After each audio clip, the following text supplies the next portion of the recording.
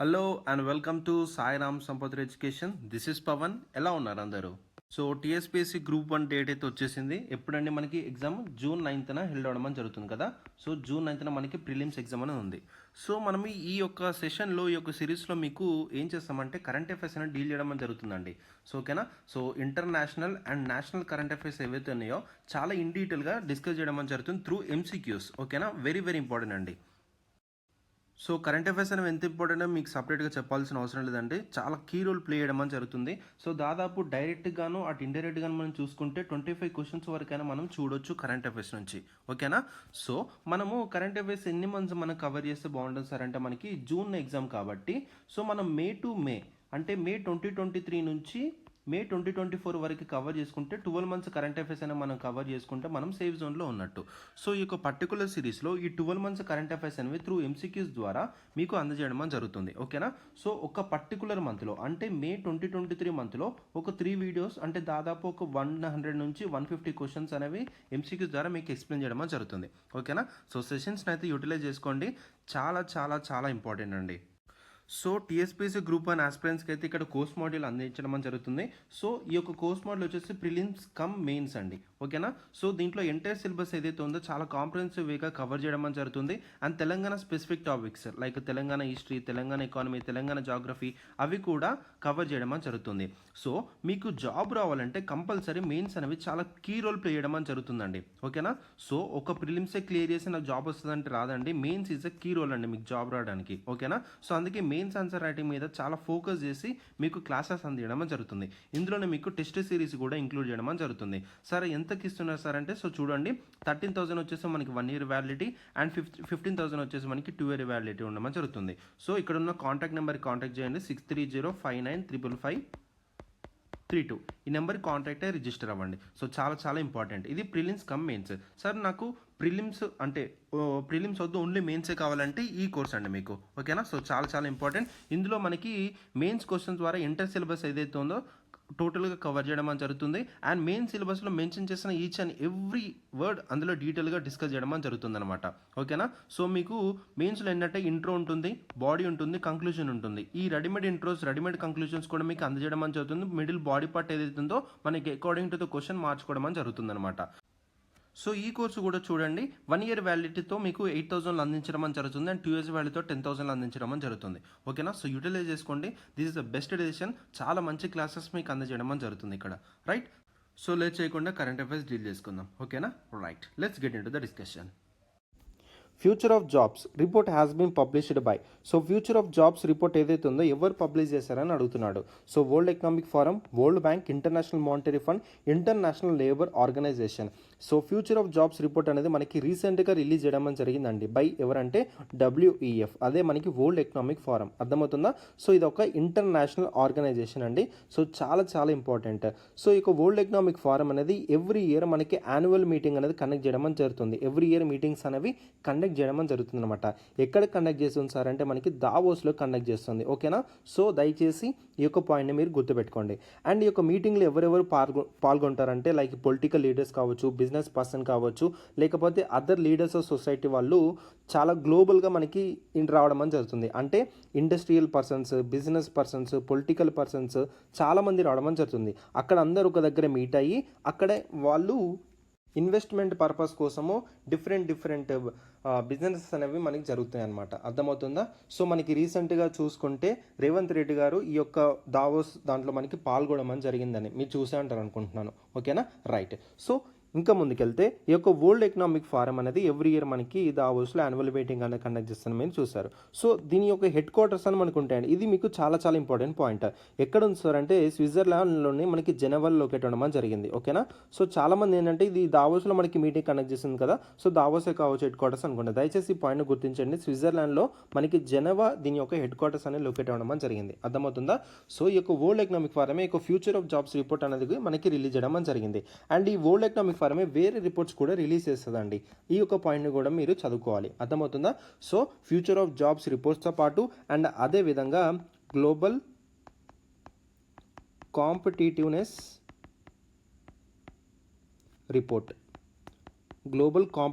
Report, and అదేవిధంగా global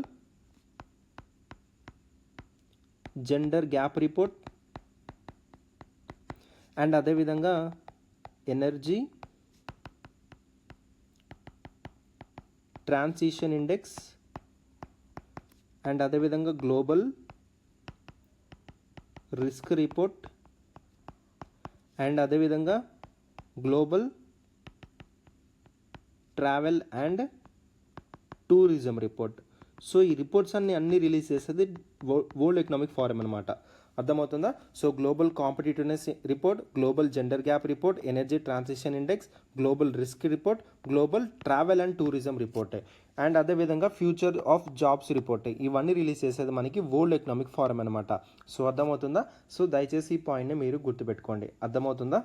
so ఏం చేయాలి, మీరు A4 షీట్ తీసుకోండి. నేను ఇక్కడ చెప్తున్న ప్రతి ఒక్క పాయింట్ని మీకు ఏదైతే ఉందో జస్ట్ అక్కడున్న ఆన్సర్ చెప్పకుండా దానికి సంబంధించిన ఇంకొక ఇంపార్టెంట్ ఫ్యాక్చువల్ డేటా అనేది ఈ విధంగా మీకు ప్రజెంట్ చేయడం అని జరుగుతుంది.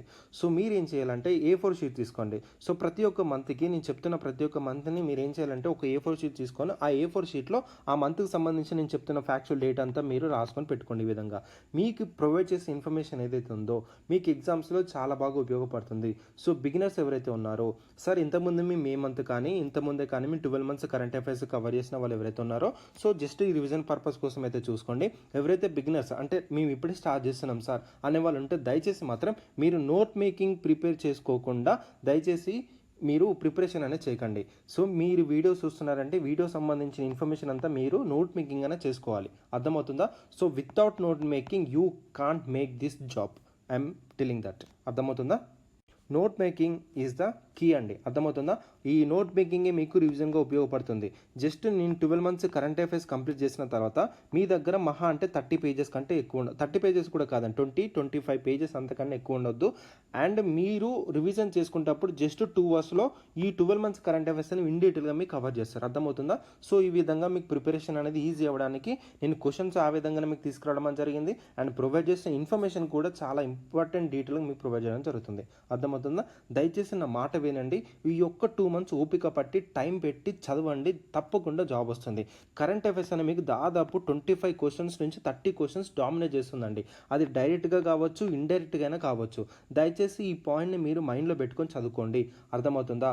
సో ఈ మీకు ఎన్విరాన్మెంట్ కావచ్చు, సైన్స్ అంటే కావచ్చు, అండ్ మీకు ఇంటర్నేషనల్ ఈవెంట్స్ కావచ్చు, రిలేషన్స్ కావచ్చు, రిపోర్ట్స్ కావచ్చు, పర్సనల్ న్యూస్ కావచ్చు, జాగ్రఫీ, హిస్టరీ అండ్ పాలిటీ, ఇవి కూడా ఏదో ఒక విధంగా మనకి కరెంట్ అఫైర్స్ నుంచి ఇన్స్పైర్ అయ్యి మనకి ఇవ్వడం జరుగుతుందన్నమాట క్వశ్చన్స్.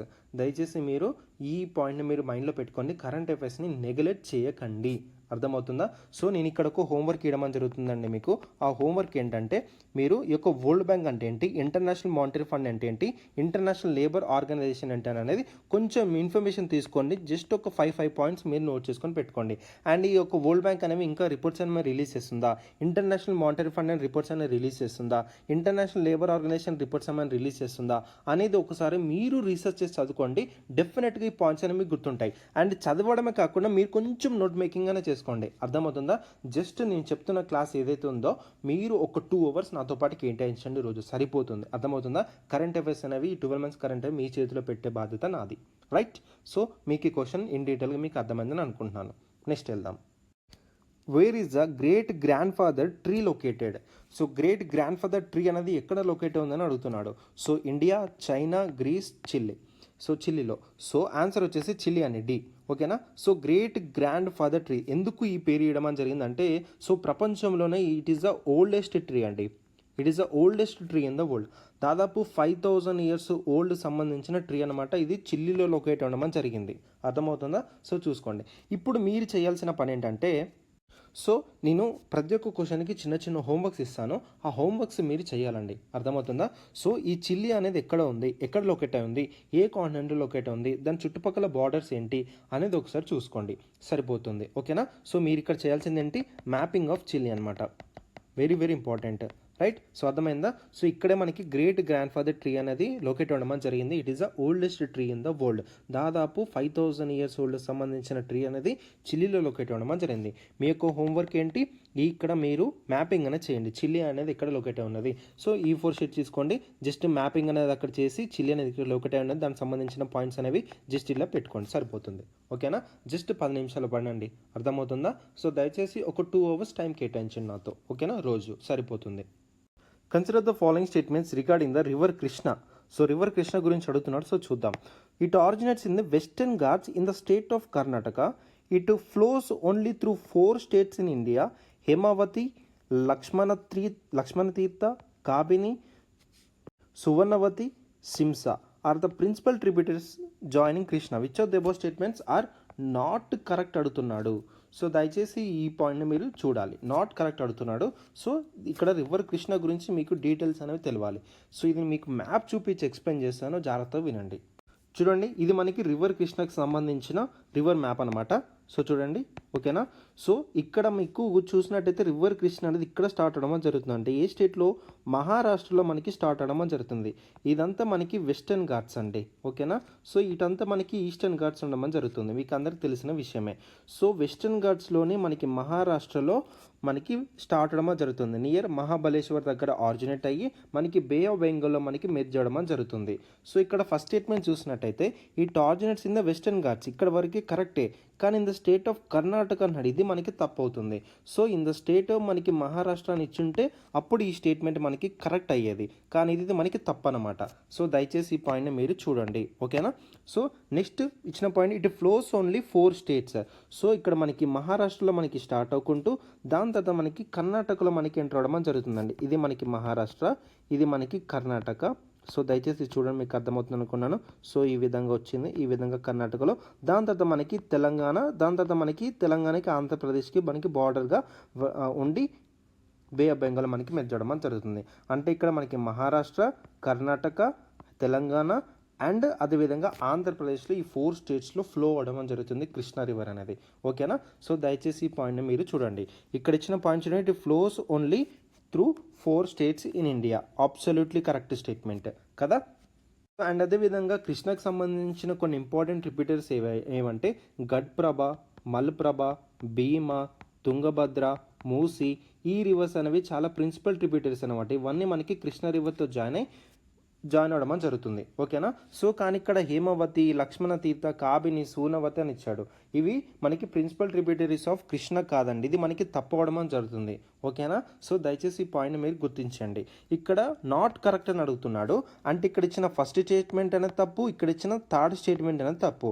అందుకే మనకి సి అనేది ఆన్సర్ అవుతుంది. ఒకవేళ ఇక్కడ ఆన్సర్ అనేది నాట్ కరెక్ట్ కాకుండా ఓన్లీ కరెక్ట్ స్టేట్మెంట్ అడిగితే అప్పుడు మనం ఓన్లీ 2 ఉన్న ఆప్షన్ని మనం చూస్ చేసుకోవాల్సిన అయ్యేది. అర్థమైందా? ఓన్లీ 2 అనేది అప్పుడు ఆప్షన్ అనేది కరెక్ట్ అయ్యేది, అర్థమైందా. సో ఇప్పుడు కొంచెం డీటెయిల్గా చెప్తాను, జాగ్రత్త వినే. కృష్ణా రివర్ ఏదైతే ఉందో ఇది మనకి ఈస్ట్ ఫ్లోయింగ్ రివర్ అనమాట. అంటే ఇటు మనకి ఈస్ట్ ఫ్లోయింగ్ రివర్ అనమాట, అర్థమవుతుందా. దయచేసి ఈ పాయింట్ని మీరు గుర్తించండి. ఇది మనకి మహారాష్ట్రలోని మహాబలేశ్వర్ దగ్గర మనకి ఆరిజినేట్ అయ్యి బే బెంగాల్లో మనకి మెర్జ్ అవడం జరుగుతుంది. సో ఇది మనకి మహారాష్ట్ర, కర్ణాటక, తెలంగాణ, ఆంధ్రప్రదేశ్ ఈ 4 స్టేట్స్ నుంచి ఫ్లో అవుతుందన్నమాట. అండ్ దీని యొక్క ట్రిబ్యూటరీస్ ఏవైతే ఉన్నాయో దాదాపు ఈ యొక్క 4 స్టేట్స్లో టోటల్ ఏరియాలో 33% మనకి కవర్ చేయడం జరుగుతుంది, ఓకేనా. సో ఈ ట్రిబ్యూటరీస్ అంతా కలిపి ఈ ఏరియా అంతా కనిపిస్తుందా, ఈ ఏరియా అంతా కలిపి మనకి దాదాపు చూసుకుంటే that covers 33% of the total area of the 4 states. ఆ 4 స్టేట్స్లో మనకి దాదాపు 33% ఈ కృష్ణా రివరే కవర్ చేస్తుందని చెప్తున్నారు. దయచేసి ఈ పాయింట్ని మీరు గుర్తించండి. పర్సంటేజెస్ కూడా మనకి అడిగే ఛాన్సెస్ ఉన్నాయి. దీని యొక్క మెయిన్ ట్రిబ్యూటరీస్ ఏంటి? ఘట్ప్రభ, మలప్రభ, భీమా అండ్ అదేవిధంగా తుంగభద్ర, మూసి, ఓకేనా. సో దయచేసి ఈ పాయింట్ని మీరు గుర్తించండి. సో ఇక్కడ మీకు ఒక చిన్న హోంవర్క్ అనేది ఇస్తున్నాండి. హోంవర్క్ ఏంటంటే ఈ ట్రిబ్యూటరీస్ అనేవి ఎక్కడ ఆరిజినేట్ అవుతున్నాయి అనేది కొంచెం చూసుకోండి, అర్థమవుతుందా. చూసుకొని ఈ మ్యాపింగ్ అనేది మీ యొక్క హ్యాండ్స్తో కూడా మీరు డ్రా చేసి పెట్టుకున్నారు అనుకోండి, మీరు అస్సలు మర్చిపోరు ఇంకా, ఓకేనా. So very very very important అండి. ఇక్కడ మీకు అర్థమైందని అనుకుంటున్నాను. సో ఇది మనకి వెస్టర్న్ ఘాట్స్లోని మహారాష్ట్రలోని మహాబలేశ్వర్ దగ్గర ఆరిజినేట్ అయ్యి బే ఆఫ్ బెంగాల్లో కలవడం జరుగుతుంది. మహారాష్ట్ర, కర్ణాటక, తెలంగాణ, ఆంధ్రప్రదేశ్ ఈ 4 స్టేట్స్ ఫ్లో అయ్యి దాదాపు 33% కవర్ చేయడం జరుగుతుంది ఈ యొక్క 4 స్టేట్స్లో. ఇక్కడ ఇచ్చిన క్వశ్చన్ ప్రకారం ఏంటి, ఇక్కడ నాట్ కరెక్ట్ అడిగాడు కాబట్టి ఇక్కడ మనకి ఫస్ట్ స్టేట్మెంట్ థర్డ్ స్టేట్మెంట్ అనేది తప్పు కాబట్టి సి అనేది మనకి ఆన్సర్ అయింది. ఓకేనా, వెరీ వెరీ వెరీ ఇంపార్టెంట్. ఇంకా మీరు తెలంగాణలో ఉన్న వేరే రివర్ గోదావరి రివర్ గురించి కూడా కొన్ని ఇంపార్టెంట్ ఫ్యాక్ట్స్ అనేవి రాసుకొని పెట్టుకుంటే రివర్స్ అనేవి మీకు అందరికీ ఒక దగ్గర ఉంటాయి. ఓకేనా, రైట్, అర్థమైందని అనుకుంటున్నాను. నెక్స్ట్ వెళ్దాం. Which one of the following is the best description of blue bugging that was in the news recently? It is a viral disease that affects paddy. It's a form of hacking. It is a satellite communication technology. None of the above. So blue bugging అనేది రీసెంట్గా న్యూస్లో ఉందండి. ఇది దేనికి సంబంధించిందని అడుగుతున్నాడు. So ఇది ఎందుకుందంటే మనకి న్యూస్లో రీసెంట్గా ఆంధ్రప్రదేశ్ పోలీసు వాళ్ళు దీన్ని కనుగొనడం జరిగింది. So it is a cyber క్రైమ్కి సంబంధించిందనమాట. అర్థమవుతుందా? సో ఇదొక సాఫ్ట్వేర్ అండి. It is a form of hacking అనమాట. ఇందులో హ్యాకింగ్ ఎలా చేస్తారంటే అటాకర్స్ వాళ్ళు ఒక డివైస్ని టార్గెట్ చేయడం జరుగుతుంది. సో ఎలా చేస్తారంటే బ్లూటూత్ ద్వారా దీంట్లోకి ఎంటర్ అవ్వడం జరుగుతుంది. ఈ యొక్క బ్లూటూత్ రేంజ్ ఏదైతే ఉందో ఒక 10 మీటర్స్ రేంజ్ వరకు ఉంటే ఈ బ్లూటూత్ ద్వారా డివైస్లోకి ఎంటర్ అయ్యి అందులో మనకి కాల్స్కి సంబంధించింది ప్రతి ఒక్క డేటా కావచ్చు అండ్ మెసేజెస్ కావచ్చు, టోటల్ కాంటాక్ట్స్ కూడా మాడిఫై చేసే విధంగా కూడా ఈ యొక్క హ్యాకింగ్ అనేది చేయడం అని జరుగుతుందన్నమాట. అర్థమవుతుందా? సో దీన్నే మనం బ్లూ బగ్గింగ్ అంటున్నారు. అర్థమవుతుందా? So very very important. So చూసుకోండి, రీసెంట్గా మనకి న్యూస్లో ఉంది. ఇట్లాంటి సైబర్ క్రైమ్ సంబంధించినవి కూడా మనకి న్యూస్లో ఉంటున్నాయి కాబట్టి ఇట్లాంటి టర్మ్స్ అనేవి మనం చదువుకోవడం చాలా చాలా ఇంపార్టెంట్. సో ఇక్కడ ఆన్సర్ ఏంటి మనకి? It is a form of hacking అండి. So B is the answer. అర్థమైందని అనుకుంటున్నాను. Right. Which airport has been recognized as the world's most punctual airport as per the recent report released by the Cirium? So మనకి ఈ యొక్క Cirium report aviation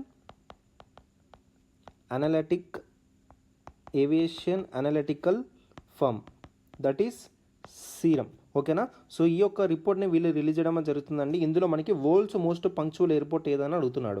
so Chennai airport, Hyderabad airport, Mumbai airport, New Delhi airport. Answer వచ్చేసి మనకి Hyderabad airport అండి. ఓకేనా, so very very important. As per the report చూసుకుంటే దాదాపు 90.43% అనేది అక్కడ పర్ఫార్మెన్స్ అనేవి ఆన్ టైంలో జరుగుతుందని రిపోర్ట్ అనేది చెప్తుంది. And it is the only airport 90% అనేది క్రాస్ అయిందని చెప్తున్నారు. అర్థమవుతుందా? సో అందుకే మన హైదరాబాద్ ఎయిర్పోర్ట్ అనేది it was recognized as the world's most punctual airport. Very very important. ఓకేనా, so B is the answer. Consider the following statements with reference to the Padma awards. Very very important అండి. On the occasion of republic Day సందర్భంగా మనకి Padma awards అనేవి announce చేయడం జరుగుతుంది every year. So దీనికి సంబంధించిన కొన్ని ఇంపార్టెంట్ ఫ్యాక్చువల్ డేటాను మీకు చెప్తాను, జాగ్రత్తగా వినండి. సో పద్మ అవార్డ్స్ గురించి చెప్పిన తర్వాత మనం క్వశ్చన్లోకి వెళ్దాం, జాగ్రత్తగా వినండి. ఓకేనా, right. So Padma awards namely మనకి ఏంటంటే Padma Vibhushan,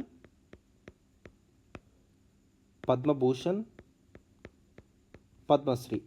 so these are the highest civilian awards of the country. మీకు అందరూ తెలిసిందే. ఈ అవార్డ్స్ అనేవి మనకి 1954 నుంచి ఇవ్వడం జరుగుతుందండి. అర్థమవుతుందా? So on the occasion of republic day every year మనకు అనౌన్స్ చేస్తారు ఈ యొక్క అవార్డ్స్ అనేవి. సో ఏ ఫీల్డ్లో మనకి ఇస్తారు సార్ అంటే ఈ యొక్క ఫీల్డ్ అనేది మీకు చాలా చాలా ఇంపార్టెంట్ అండి. ఓకేనా, సో ఏ ఫీల్డ్లో మనకి ఇస్తారంటే ఇది మీరు గుర్తుపెట్టుకోవాల్సింది art, literature, education, sports, medicine, social work and చాలా వాళ్ళ అవార్డ్స్ ఏవైతే ఉన్నాయో వర్క్ ఆఫ్ డిస్టింక్షన్ని గుర్తించి చాలా ఎక్స్పెన్షనల్ అచీవ్మెంట్స్ అనేవి వాళ్ళు ఈ యొక్క ఫీల్డ్లో వాళ్ళు చేసినట్టయితే వాళ్ళకి అవార్డ్స్ అనేవి ఇవ్వడం జరుగుతుందన్నమాట. ఎప్పటి నుంచి ఇస్తున్నారు? 1954 నుంచి అనౌన్స్ చేయడం జరుగుతుంది. దయచేసి ఈ పాయింట్ని మీరు గుర్తించండి. ఓకేనా, సో మరి ఎలిజిబిలిటీ ఏంటి సార్? మీకు ఎలిజిబిలిటీ క్రైటీరియా అనేది కొంచెం ఉంటుందండి. ఆ ఎలిజిబిలిటీ క్రైటీరియా ఏంటనేది మీకు తెలియాలండి. ఓకేనా, సో ఏ పర్సన్ అయినా ఏ డిస్టింక్షన్ ఆఫ్ రేస్ అని కావచ్చు, ఆక్యుపేషన్ కావచ్చు, పొజిషన్ కావచ్చు, సెక్స్, ఎవరైనా దీంట్లో మనకి ఎలిజిబుల్ అనమాట. ఓకేనా, సో అండ్ గవర్నమెంట్ సర్వెంట్స్ కూడా, అండ్ అదేవిధంగా గవర్నమెంట్ సర్వెంట్స్ ఎవరైతే పిఎస్యూలో వర్క్ చేస్తారో పబ్లిక్ సెక్టర్ యూనిట్స్లో, అండ్ ఇంకొక ఇంపార్టెంట్ పాయింట్ అంటే డాక్టర్స్ అండ్ సైంటిస్ట్ ఎవరైతే ఉన్నారో వీళ్ళు దీనికి నాట్ ఎలిజిబుల్ అనమాట. ఓకేనా, ఈ యొక్క పాయింట్ మీరు గుర్తించాలండి. డాక్టర్స్ అండ్ సైంటిస్ట్ ఎవరైతే ఉన్నారో వీళ్ళు not eligible for this awards. ఓకేనా. సో ఆల్ పర్సన్స్ మనకి ఎలిజిబుల్, కానీ గవర్నమెంట్ సర్వీస్ కూడా ఇందులో మనకి ఎలిజిబులే. డాక్టర్, సైంటిస్ట్ ఎవరైతే ఉన్నారో వీళ్ళు మాత్రం మనకి ఎలిజిబుల్ కాదు. దయచేసి ఈ పాయింట్ని మీరు గుర్తించండి. అండ్ ఈ యొక్క నామినేషన్స్ మనకి వచ్చిన తర్వాత ఎవరు మనకి విన్నర్ని డిసైడ్ చేస్తారంటే మనకి పద్మ అవార్డ్స్ కమిటీ అని ఉంటుందండి. ఓకేనా. ఏంటి పద్మ అవార్డ్స్ కమిటీ అనేది, ఒక కమిటీకి హెడ్గా మనకి ఎవరు వహిస్తారంటే ప్రైమ్ మినిస్టర్. ఓకేనా. ఈ పాయింట్ని మీరు గుర్తుపెట్టుకోవాలి. ప్రైమ్ మినిస్టర్ ఎవ్రీ ఇయర్ మనకి ఒక పద్మ అవార్డ్ కమిటీకి హెడ్గా ఉండి ఇందులో మనకి సెలెక్ట్ చేయడం అని జరుగుతుంది. ఒక పద్మ అవార్డ్ కమిటీస్లో మనకి క్యాబినెట్ సెక్రటరీస్ వాళ్ళు, హోమ్ సెక్రటరీ అండ్ అదేవిధంగా ఒక 6 ఎమినెంట్ పర్సన్స్ ఇందులో ఇంక్లూడ్ అయ్యి చాలా మందిని సెలెక్ట్ చేసి అప్పుడు మనకి రిజల్ట్ అనేది అనౌన్స్ చేయడం అని జరుగుతుంది on the occasion of republic day. ఓకేనా. రైట్. ఇప్పుడు ఇచ్చిన స్టేట్మెంట్ చూస్తే government servants except doctors and scientist are not eligible for Padma awards. Absolutely correct statement. So అదే కదా నేను ఇంతకుముందు చెప్పాను కదా, అదే కదా. సో ఇక్కడ మీకు చెప్పింది ఏంటి, డాక్టర్, సైంటిస్ట్ ఎవరైతే ఉన్నారో వాళ్ళు ఎలిజిబుల్ కాదు. సో ఇచ్చిన ఫస్ట్ స్టేట్మెంట్ అనేది మనకి కరెక్ట్ అనమాట. సో సెకండ్ చూడండి, no monetary grant is attached to this awards. అంటే ఎటువంటి టైప్ ఆఫ్ మనీ అనేది ఇక్కడ మనకి ఇవ్వడం జరిగిందండి. ఇక్కడ మనకి ఏమి ఇస్తారంటే అవార్డ్ రిసీవ్ ఒక సనదని ఇవ్వడం జరుగుతుంది. సనద్ అంటే ఇస్ నథింగ్ బట్ సర్టిఫికేట్ అని అర్థం. ఓకేనా. సో చాలా చాలా ఇంపార్టెంట్, సర్టిఫికేట్ ఇస్తారు. అండ్ అదేవిధంగా ఒక మెడలియన్ కూడా ఇస్తారు. అండ్ అదేవిధంగా స్మాల్ రెప్లికా ఆఫ్ మినియేచర్ అంటే ఒకటి మనకి ఇస్తారండి. అది కూడా ఒక టైప్ ఆఫ్ చిన్న మెడల్ అనమాట. ఓకేనా. కానీ ఎటువంటి టైప్ ఆఫ్ మానిటరీ గ్రాంట్ అనేది ఇక్కడ మనకి ఇయ్యరు. సో దయచేసి ఈ పాయింట్ మీరు గుర్తించారు అనుకుంటున్నాను. రైట్. సో ఇక్కడ ఇచ్చిన సెకండ్ స్టేట్మెంట్ అనేది కూడా కరెక్ట్, ఎందుకంటే ఎటువంటి టైప్ ఆఫ్ మానిటరీ గ్రాంట్ అని ఇవ్వట్లేదు కాబట్టి ఇక్కడ కూడా మనకి అదే చెప్తున్నాడు. So which of the both statements correct అడుగుతున్నాడు. So C both 1 and 2 are మనకి కరెక్ట్ ఆన్సర్. ఓకేనా. సో మీకు అర్థమైందని అనుకున్నాను. సో మీరు చేయాల్సిన హోంవర్క్ ఏంటి, ఇప్పుడు పద్మ అవార్డ్స్ అనేవి ఎవరెవరికి వచ్చాయి అనేది మీరు కొంచెం నోట్ చేసుకొని పెట్టుకోండి. నేను చెప్పొచ్చు, బట్ మీరు కొంచెం రీసెర్చ్ చేసి మీరు చేసుకున్నారనుకోండి మీకు ఈజీగా గుర్తుండిపోతుంది. ఓకేనా. సో పద్మ అవార్డ్స్ అంటే పద్మవిభూషణ్, పద్మభూషణ్, పద్మశ్రీ 1954 నుంచి దీన్ని తీసుకురావడం జరిగింది. So in the field of art, literature, education, sports, medicines and అదేవిధంగా సోషల్ వర్క్లోను ఇంకా etcetera different type of works of డిస్టింక్షన్లో వాళ్ళ యొక్క ఎక్స్పెక్షనల్ అచీవ్మెంట్స్ని గుర్తించి ఇవ్వడం జరుగుతుంది. ఓకేనా. సో అండ్ ఎవరు ఎలిజిబిలిటీ అని చూసుకుంటే ఆల్ పర్సన్స్ ఆర్ ఎలిజిబుల్ అండి. గవర్నమెంట్ సెక్టర్లో పనిచేస్తున్న పర్సన్స్ కూడా ఇందులో ఎలిజిబులే, బట్ డాక్టర్స్ అండ్ సైంటిస్ట్ మాత్రం ఇందులో మనకి ఎలిజిబుల్ అనేది కాదు. సో ఎవరు మనకి విన్నర్స్ని అనౌన్స్ చేస్తారంటే మనకి పద్మ అవార్డ్స్ కమిటీ ఉంటుందండి. పద్మ అవార్డ్స్ కమిటీని మనకి హెడ్గా వహించేది ఎవరంటే మనకి ప్రైమ్ మినిస్టర్ హెడ్గా వహించి లాస్ట్కి పర్సన్స్ని ఎవరు అనౌన్స్ చేస్తారంటే ప్రైమ్ మినిస్టర్ అండ్ ప్రెసిడెంటే ఫైనల్గా రివ్యూ చేసి మనకి రిజల్ట్ అనేది అనౌన్స్ చేయడం జరుగుతుంది on the occasion of republic day. అర్థమైందని అనుకుంటున్నాను. Very very very important. Right.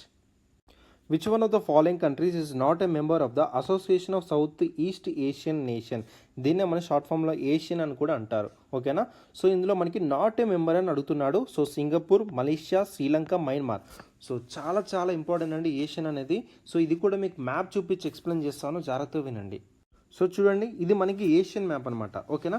So టోటల్గా దీంట్లో మనకి 10 మెంబర్ కంట్రీస్ ఉన్నారండి. ఓకేనా.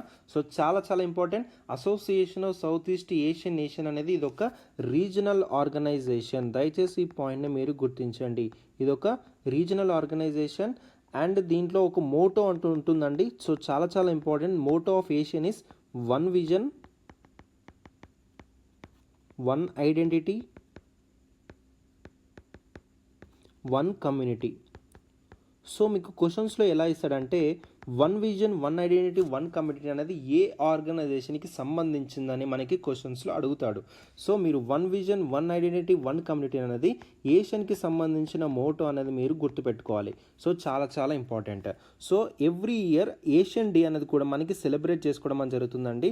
అది ఎప్పుడంటే August 8th అండి. సో చాలా చాలా important. August 8th is observed as a ASEAN day. So very very important. So ఇక్కడ మీరు గుర్తించాల్సింది ఏంటంటే ఇక్కడ మనకి క్వశ్చన్ అనేది ఈ విధంగా మనకి ఫ్రేమ్ చేయకుండా ఏషియన్కి సంబంధించిన కొన్ని స్టేట్మెంట్స్ అనేవి ఇస్తాడు. సో ఒక లైన్లో ఒక స్టేట్మెంట్లో మనకి మోటో అయ్యచ్చు, ఒక లైన్లో August 8th కాకుండా August 15th is observed as a Asian day అని, అండ్ ఇంకొక స్టేట్మెంట్లో ఏ మెంబర్ అనేది ఏషియన్లో కాదని చెప్పేసి ఇట్లా స్టేట్మెంట్స్లో ఇచ్చి which of the both statements correct అడుగుతాడు. సో ఈ విధంగా అడగడానికి మనకి ఛాన్స్ ఉంది కాబట్టి ఏషియన్కి సంబంధించిన ప్రతి ఒక్క ఫ్యాక్చువల్ డేటా మీ ముందు పెడుతున్నాను. ఓకేనా.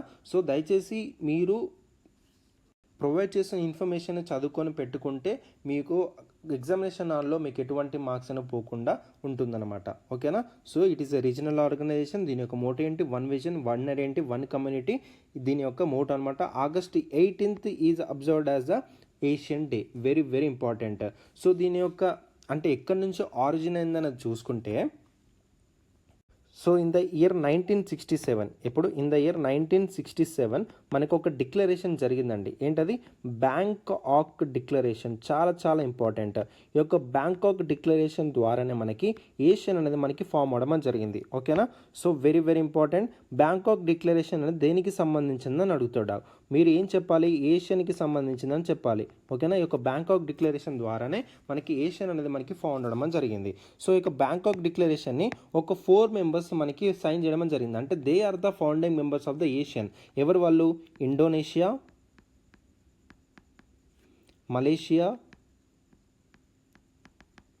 ఫిలిప్పీన్స్, ఇక్కడ రాస్తున్నా చూడండి, ఫిలిప్పీన్స్, సింగపూర్ అండ్ అదేవిధంగా థాయిలాండ్.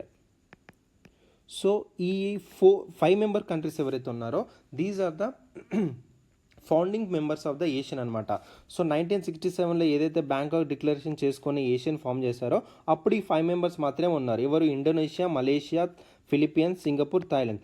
దాని తర్వాత మిగతా మెంబర్స్ అనేవి మనకి యాడ్ అవ్వడం జరిగిందనమాట. సో టోటల్గా దీంట్లో 10 మెంబర్స్ అని చెప్పాను కదా. ఈ 10 మెంబర్స్లో 5 మెంబర్స్ మనకి ఫౌండింగ్ మెంబర్స్ అండి. ఈ పాయింట్ మీరు గుర్తుపెట్టుకోవాలి. ఫౌండింగ్ మెంబర్స్ అని కూడా అడుగుతాడు అప్పుడప్పుడు. So which one of the following countries are the founding members of the ASEAN అన్నప్పుడు ఈ 5 మెంబర్స్ అందులో మనకి కనపడాలి. అర్థమవుతుందా? అది ఒక పాయింట్ మీరు గుర్తుపెట్టుకోవాల్సింది. అండ్ మిగతా మెంబర్స్ అన్న తర్వాత యాడ్ అయ్యారండి. సో మిగతా మెంబర్స్ ఎవరంటే మనకి ఇండోనేషియా అయిపోయింది, మలేషియా అయిపోయింది, ఫిలిప్పీన్స్ అయిపోయింది, సింగపూర్ అయిపోయింది, థాయిలాండ్ అయిపోయింది. నెక్స్ట్ మనకి బ్రునై అండి. ఓకేనా. So Brunei.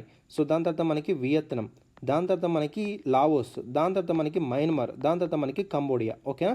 సో ఈ 5 మెంబర్స్ తర్వాత యాడ్ అవ్వడం జరిగింది. ఇక్కడ చూడండి అదే మ్యాప్ మీకు ఇక్కడ ప్రజెంట్ చేయడం జరిగింది. So Myanmar, Laos, Thailand, Cambodia, Vietnam, ఇక చూడండి Malaysia, Singapore, Brunei, Philippines, Indonesia. These are the 10 member countries of the ASEAN. Very very very important. ఓకేనా. Right. So Myanmar, Laos, Thailand, Cambodia, Vietnam, Malaysia, Philippines, Singapore, Indonesia. ఓకేనా. ఈ విధంగా 10 member countries అన్న వాళ్ళు ఏషియన్లో ఉన్నారన్న. ఓకేనా. సో మీరు ఇంకొక పాయింట్ గుర్తించాల్సింది ఏంటంటే ఇక్కడ మీకు లావోస్ కనిపిస్తుందా? So Laos is the only member country which is a land locked state అనమాట. ఓకేనా. సో ల్యాండ్ లాక్డ్ స్టేట్ అంటే అర్థం ఏంటంటే ఎటువంటి వాటర్ బాడీతో ఇది మనకి బార్డర్ అయి లేదు అనేది పాయింట్ మీరు గుర్తించండి. సో తెలంగాణ అనేది మనకి ల్యాండ్ లాక్డ్ స్టేట్ అనమాట. ఎందుకు? ఎటువంటి వాటర్ బాడీతో మనకి బార్డర్ అయి లేదు. చుట్టూరు అన్ని చూసుకుంటే ల్యాండ్ తోటి మనకి బార్డర్ ఉండమని జరిగింది. ఆ విధంగా లావోస్ కూడా ఒక ల్యాండ్ లాక్డ్ స్టేట్ అనమాట. దయచేసి ఈ పాయింట్ని గుర్తుపెట్టుకోండి. మిగతా స్టేట్స్ అనేవి మనకి ల్యాండ్ లాక్డ్ స్టేట్స్ కావు. So only landlocked state in Asian members ఎవరంటే లావోస్. ఈ పాయింట్ని మీరు గుర్తుపెట్టుకోండి. ఓకేనా. రైట్. సో ఇందులో మీకు చూసినట్టయితే సింగపూర్ మనకి మెంబరా? అవును. మలేషియా మనకి మెంబరా? అవును. శ్రీలంక మనకి మెంబరా? మెంబర్ అనేది కాదు. So which of the above countries not a member of మనకి అడుగుతున్నాడు అనమాట. సో దయచేసి ఈ పాయింట్ని మీరు గుర్తించాలి. ఇక్కడ మనకి క్వశ్చన్ చూసినట్టయితే ఇక్కడ చూడండి ఏమడుగుతున్నాడు? Not a member of association of south east Asian nation. Sri Lanka అనేది మనకి మెంబర్ కాదు. అర్థమవుతుందా? సో ఈ విధంగా మీరు డీకోడింగ్ అనేది చేసుకోవాలన్న. సో మీకు చాలా మంచి ఇన్ఫర్మేషన్ అయితే ప్రొవైడ్ చేయడం అయితే జరిగింది ఇక్కడ. ఓకేనా. So very very important. So 1967లో మనకి బ్యాంకాక్ డిక్లరేషన్ జరిగింది. ఆ బ్యాంకాక్ డిక్లరేషన్ ద్వారా మనకి ఈ యొక్క ఏషియన్ అనేది మనకి ఫామ్ అవడం జరిగింది. ఎటువంటి మోటోతో? One vision, one identity, one community. దీని యొక్క మోటో అనమాట. August 8 ఏదైతే ఉందో ఇది observed as a ASEAN day. Very very important. ఓకేనా. గుర్తుపెట్టుకోండి ఈ యొక్క పర్టికులర్ డేట్ అనేది. రైట్. సో మనకి 1967లో బ్యాంకాక్ డిక్లరేషన్ చేసేటప్పుడు మనకి ఫౌండింగ్ మెంబర్స్ ఉన్నారు. ఎవరు వాళ్ళు? Indonesia, Malaysia, Philippines, Singapore, Thailand. దాని తర్వాత మిగతా 5 మెంబర్స్ యాడ్ అవడం జరిగింది. మీరు ఫౌండింగ్ మెంబర్స్ అడిగినప్పుడు మాత్రం వీళ్ళని గుర్తుపెట్టుకోవాలండి. టోటల్గా మనకి 10 మెంబర్స్ ఎవరు ఉన్నారనేది పాయింట్ అడిగితే అప్పుడు ఈ 10 మెంబర్స్ ఇంక్లూడ్ అయ్యి చెప్పాలి. అర్థమవుతుందా? సో 10 మెంబర్స్ ఎవరు మనకి? Indonesia, Malaysia, Philippines, Singapore, Thailand, Brunei, Vietnam, Laos and అదేవిధంగా మయన్మార్ అండ్ కంబోడియా. ఓకేనా.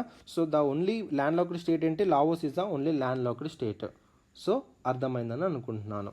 సో ఇక్కడ ఆన్సర్ ఏంటి, మనకి శ్రీలంక అనేది ఇందులో మనకి మెంబర్ లేదు కాబట్టి సి అనేది మనకి ఆన్సర్. ఓకేనా. So very very very important, అర్థమైందని అనుకుంటున్నాను. నెక్స్ట్ వెళ్దాం. Dancing girl sculpture is a famous art piece found in which place? Dancing girl sculpture very very important అండి. ఎక్కడ కనిపించింది, ఎక్కడ ఫౌండ్ అయిందని అడుగుతున్నాడు. హరప్ప, మోహంజోదారో, ధోలవరియా, లోథల్. సో మనకి ఇండస్ వ్యాలీ సివిలైజేషన్ మీరు చదివినట్టయితే మీరు ఆన్సర్ పెట్టగలుగుతారన్న, అర్థమవుతుందా? So Indus valley civilisation, so చాలా చాలా ఇంపార్టెంట్. మీరు ఏన్షియంట్ హిస్టరీలో మీరు చదువుకుంటారు. ఓకేనా. సో మనకి ఏ విధంగా అయితే హిస్టరీ అనేది మనకి సిరీస్ భాగంలో చూస్తున్నారో అక్కడ మీకు ఇది కవర్ అయిందని అనుకుంటున్నాను. ఓకేనా. సో డాన్సింగ్ గర్ల్ అనేది ఎక్కడ మనకు కనుగొన్నారంటే మోహెంజోదారోలో మనకు కనుగొన్నారు. It is one of the site of the Indus valley civilisation. So ఎప్పుడు కనుగొన్నారు సార్ అంటే in the year 1926 by the British archaeologist person ఏంటి, తన పేరు ఎర్నెస్ట్ మ్యాకే అనే పర్సన్ ఈ యొక్క డాన్సింగ్ గర్ల్ స్కల్ప్చర్ని ఫౌండ్ చేయడం జరిగింది అట్ మొహంజోదారో. ఇది న్యూస్లో ఎందుకు ఉంది సార్ అంటే రీసెంట్గా మనకి ప్రైమ్ మినిస్టర్ నరేంద్ర మోడీ గారు ఈ యొక్క on the occasion of international museum day celebrate చేసుకోవడం జరిగింది. ఇంటర్నేషనల్ మ్యూజియం డే సందర్భంగా ప్రైమ్ మినిస్టర్ నరేంద్ర మోడీ గారు ఇంటర్నేషనల్ మ్యూజియం ఎక్స్పోకి ఒక మాస్కోట్ని రిలీజ్ చేయడం జరిగిందనమాట. సో మాస్కోట్ అంటే ఒక సింబాలిక్గా దానికి ఉంటుంది నాన్న మాస్కోట్ అనేది. ఆ సింబాలిక్ వర్షన్ ఏంటంటే ఈ ఫేమస్ డాన్సింగ్ గర్ల్ దాని రెప్లికాగా మాస్కోట్గా డిజైన్ చేయడం జరిగింది. అందుకే మనకి న్యూస్లో ఉందన్నమాట. ఓకేనా. సో మీరు ఇక్కడ నేర్చుకోవాల్సింది ఏంటి, డాన్సింగ్ గర్ల్ స్కల్ప్చర్ అనేది మనకి మొహంజోదారో కనుక్కున్నారు. It is one of the site of the Indus valley civilization. ఈ డాన్సింగ్ గర్ల్ ఎవరు కనుగొన్నారంటే in the year 1926 by the British archaeologist Ernest Mackay అనే పర్సన్ కనుగొనడం జరిగింది. ఓకేనా. సో మీరు చేయాల్సిన పని ఏంటంటే ఇండస్ వ్యాలీ సివిలైజేషన్ని మొత్తం ఒకసారి రివిజన్ చేసుకోండి. ఓకేనా. సో చాలా చాలా ఇంపార్టెంట్, రైట్. అందులో ఉన్న సైట్స్ ఏంటి, అందులో మనకి ఏమేమి దొరికాయి, టోటల్ ఇంపార్టెంట్ ఫ్యాక్చువల్ డేటా అంతా చదువుకొని పెట్టుకోండి, right. Consider the following statements regarding the article 142 of the Indian constitution. Very very important అండి. ఆర్టికల్ 142 గురించి అడుగుతున్నారు, రీసెంట్గా న్యూస్లో ఉంది. సో చూద్దాం. ఈ deals with the supreme courts power to exercise its jurisdiction and pass an order for doing complete justice in any cause or matter pending before it. Very very important. So any order made under article 142 shall be enforceable throughout the territory of India. So ఇక్కడ మీరు చేయాల్సిన పని ఏంటంటే అసలు సుప్రీంకోర్టుకి సంబంధించిన కొన్ని important factual data చెప్తాను, దాని తర్వాత మనం క్వశ్చన్లోకి వెళ్దాం, అప్పుడు మీకు అర్థమవుతుంది. ఓకేనా. సో యాక్చువల్లీ ఇది ఆర్టికల్ 142 ఏదైతే ఉంది సుప్రీంకోర్టుకి సంబంధించిన ఆర్టికల్ అయినా కాదనేది కూడా మీకు తెలవాలి. సో ఓకేనా. సో మనకి యాక్చువల్గా చూసుకుంటే ఇండియన్ డెమోక్రసీ అనేది టోటల్గా 3 ఆర్గన్స్ మీద మనకి నడుస్తుందండి. అర్థమవుతుందా? ఏంటా 3 ఆర్గన్స్? సో అటు లెజిస్లేచర్, ఎగ్జిక్యూటివ్ అండ్ జ్యుడిషియరీ. అర్థమవుతుందా? సో ఈ జ్యుడిషియరీ టోటల్గా మనకి మన సుప్రీంకోర్టు, హైకోర్టు, డిస్ట్రిక్ట్ కోర్ట్స్ అంటాం అనమాట, రైట్. సో చాలా చాలా ఇంపార్టెంట్.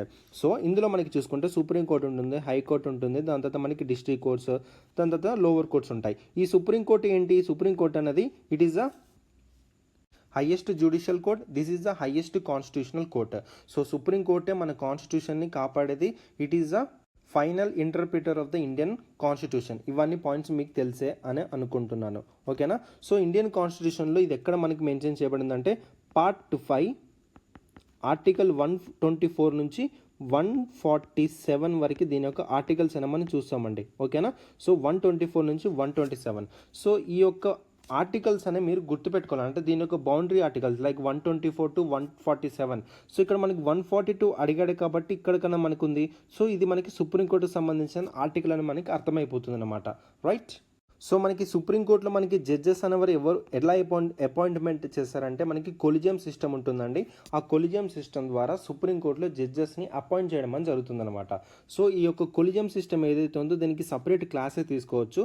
మీరేం చేయాలంటే కొలిజియం సిస్టమ్ ఏంటనేది ఒకసారి మీరు చూసుకోండి, మీకు సరిపోతుంది. ఓకేనా, రైట్. సో మరి స్ట్రెంత్ ఏంటి సార్ అందులో అంటే దీంట్లో ఒరిజినల్గా మనకి సుప్రీంకోర్టులో ఎంతమంది స్ట్రెంత్ ఉండాలనేది మనకి ఉందండి.